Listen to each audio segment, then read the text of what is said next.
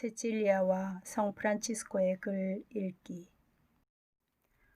복되신 프란치스코의 유언. 시대적 배경. 프란치스코는 그의 생애의 마지막 순간에 회고요, 권고와 충고, 곧 유언이라고 부르면서 이 글을 받아쓰게 하였다. 이 유언은 프란치스코가 세상을 떠나기 바로 직전인 1226년 10월 1일이나 2일에 포르치운쿨라에서 작성된 것이다. 구어엘론가시 칙서에서 이 유언을 인용하고 있는 교황 그레고리오 9세는 프란치스코가 생애의 거의 끝 무렵에 기록하게 했다고 말하고 있다.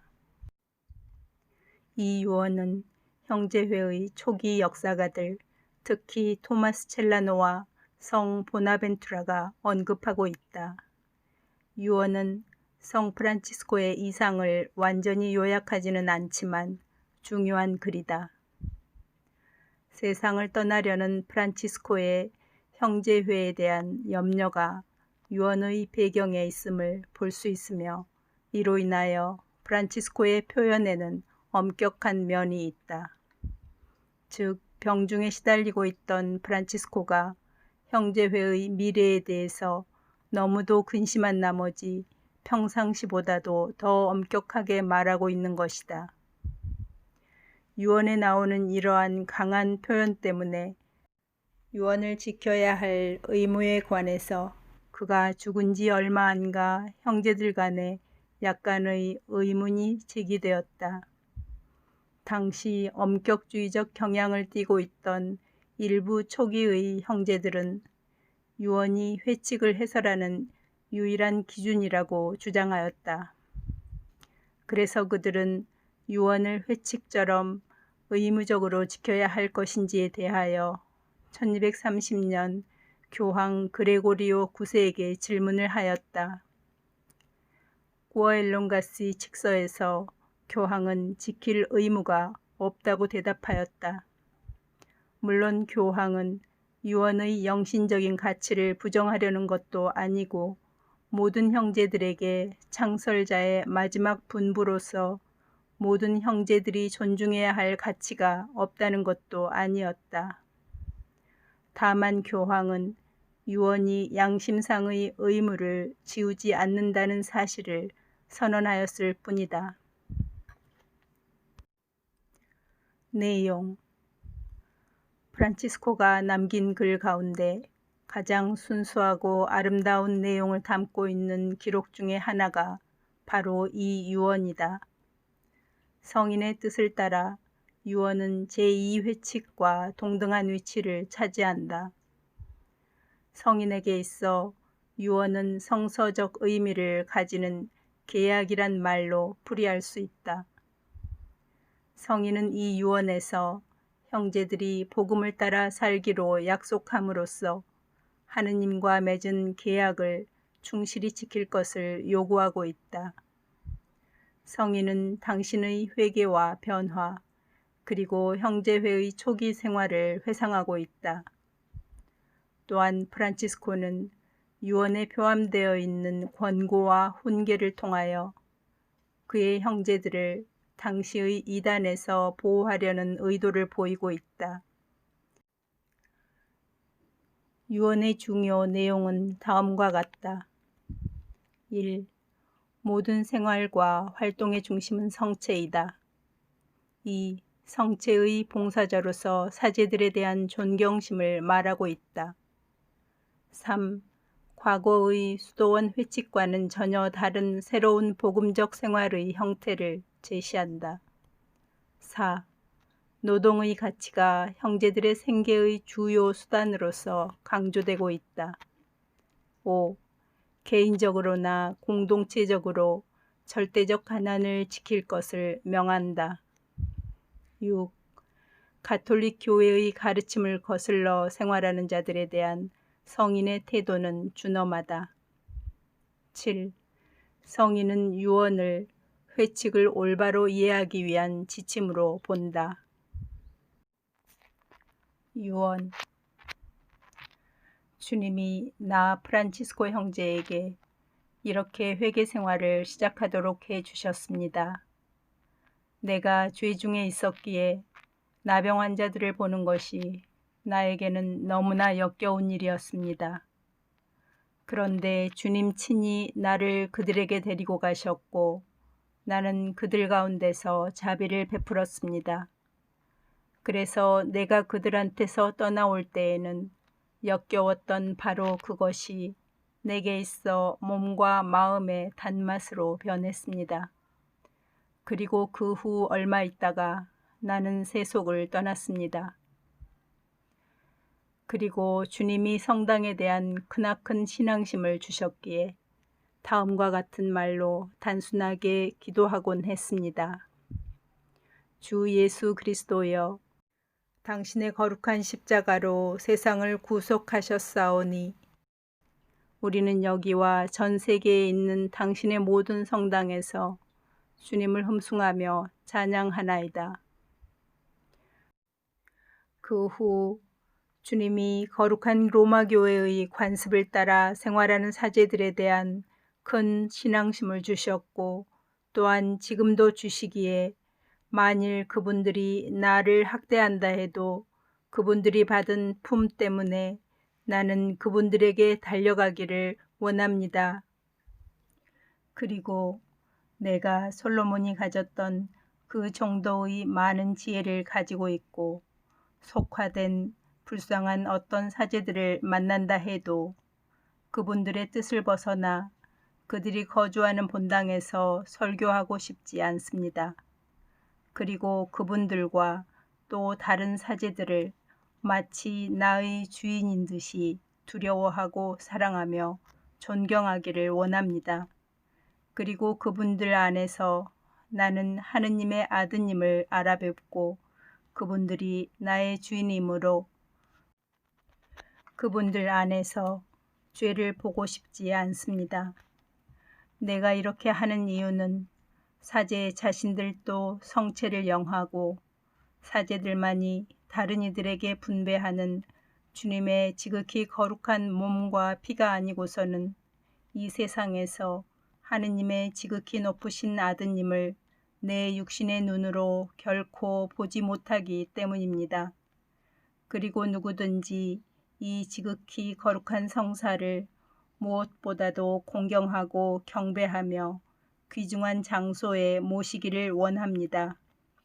지극히 거룩하신 주님의 이름과 말씀이 기록된 책을 부당한 곳에서 발견하면 나는 그것을 주워 모으기를 원하고 또한 다른 이들도 그것을 주워 모아 합당한 곳에 모시기를 부탁합니다. 또한 우리는 모든 신학자들과 지극히 거룩하신 하느님의 말씀에 봉사하는 사람들을 우리에게 영과 생명을 넣어주는 사람들로서 받들어 존경해야 합니다. 그리고 주님이 몇몇 형제들을 나에게 주신 후 아무도 내가 해야 할 것을 나에게 보여주지 않았지만 지극히 높으신 분께서 친히 거룩한 복음의 양식에 따라 살아야 할 것을 나에게 계시하셨습니다. 그리고 나는 그것을 몇 마디 말로 간단히 기록게 했고 교황 성하께서 나에게 확인해 주셨습니다. 그리고 우리 생활을 받아들이려고 찾아오는 사람들은 가지고 있던 모든 것을 가난한 사람들에게 주었고 또한 안팎으로 기운 수도복 한 벌과 띠와 속옷으로 만족하였습니다. 우리는 그 이상 더 가지기를 원치 않았습니다. 우리는 성무일도를 바쳤습니다. 글 아는 형제들은 다른 성직자들처럼 바쳤고 글 모르는 형제들은 주님의 기도를 바쳤습니다. 그리고 우리는 성당에다 거처를 마련해야 할 때도 매우 기뻐했습니다. 그리고 우리는 배우지 못한 사람들이었으며 모든 이에게 복종하였습니다. 그리고 나는 손수 일하였고 또 일하기를 원하며 다른 모든 형제들도 올바른 일에 종사하기를 간절히 바랍니다.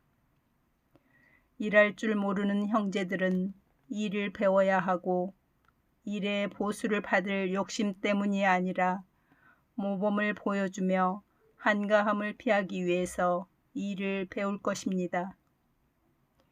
그리고 우리가 일의 보수를 받지 못할 때는 집집마다 동냥하면서 주님의 식탁으로 달려갑시다. 주님이 당신에게 평화 주시기를 빕니다 하고 우리가 해야 할 인사를 주님이 나에게 계시해 주셨습니다. 형제들을 위해 지은 성당이나 초라한 집이나 다른 건물이 회칙에 따라 서약한 거룩한 가난에 맞지 않으면 형제들은 절대로 받아들이지 말 것을 명심할 것입니다. 그리고 거기에서 항상 나그네와 순례자같이 기거하십시오. 나는 모든 형제들에게 순종으로 단호히 명합니다. 형제들이 어디에 있든지 직접 혹은 간접으로 설교하기 위해서나 자기 몸의 박해를 피하기 위해서나 성당이나 다른 건물을 위해서 어떠한 증서도 로마 교황청에 감히 신청하지 말 것입니다. 오히려 환영받지 못하거든 하느님의 축복 속에 회개 생활을 하기 위해 다른 지방으로 피하십시오. 그리고 나는 이 형제회의 총봉사자께 그리고 그분이 임의로 나의 수호자로 정해주는 그 형제에게 순종하기를 간절히 원합니다.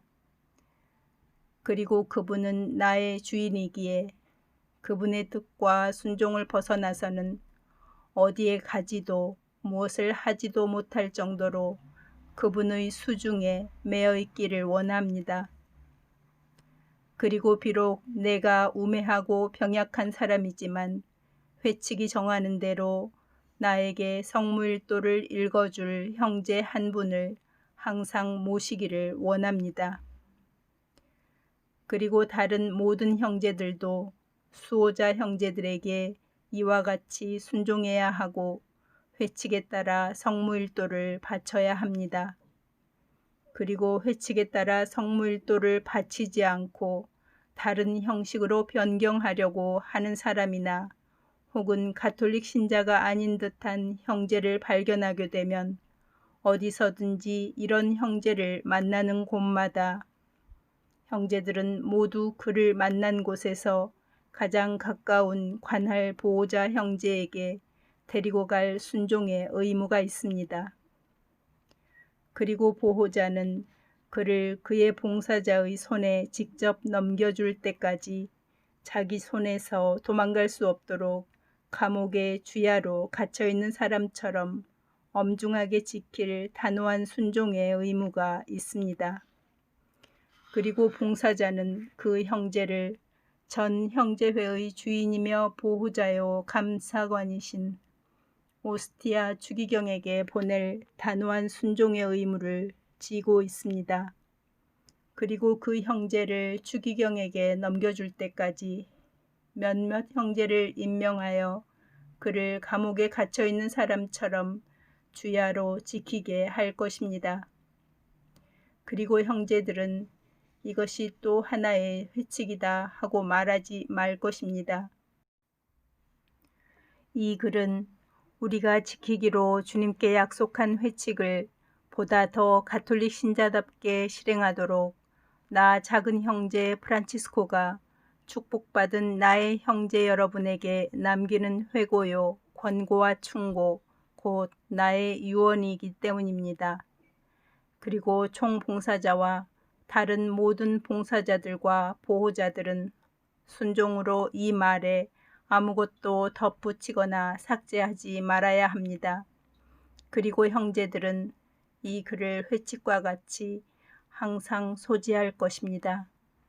그리고 개최하는 모든 회의에서 회칙을 읽을 때 이 글도 읽을 것입니다. 그리고 나는 성직 형제와 평 형제를 막론하고 나의 모든 형제들에게 단호히 순종으로 명합니다. 회칙과 이 글에 이렇게 알아들어야 한다는 해석을 덧붙이지 마십시오. 이와 반대로 주님이 나에게 회칙과 이 글을 단순하고 순수하게 말하게 하고 또 기록하게 해주신 것과 같이 여러분도 해석하지 말고 단순하고 순수하게 이해하며 거룩한 행동으로 끝날까지 실행하도록 하십시오. 이것을 실행하는 사람은 누구나 하늘에서는 지극히 높으신 아버지의 축복을 충만히 받고 땅에서는 지극히 거룩하신 위로자 성령과 하늘의 모든 천사들과 성인들과 함께 사랑하시는 아드님의 축복을 충만히 받기를 비는 바입니다. 그리고 여러분의 보잘것없는 종 나 프란치스코 형제는 여러분이 이 지극히 거룩한 축복을 내적 외적으로 받으리라는 것을 여러분에게 할 수 있는 데까지 확언하는 바입니다. 우리 사부 성 프란치스코의 축복. 오 지극히 사랑하는 형제들, 그리고 영원히 축복받은 아들들, 내 말을 듣고 여러분의 아버지의 음성을 들으십시오. 우리는 큰 것을 약속했고 우리에게는 더 큰 것이 약속되어 있습니다. 약속한 것을 지키고 약속된 것을 갈망합시다. 쾌락은 일시적이고 형벌은 끝이 없습니다. 고통은 짧고 영광은 영원합니다. 부르심을 받은 사람은 많지만 뽑힌 사람은 적습니다. 누구든지 자기의 보상을 받을 것입니다. 아멘.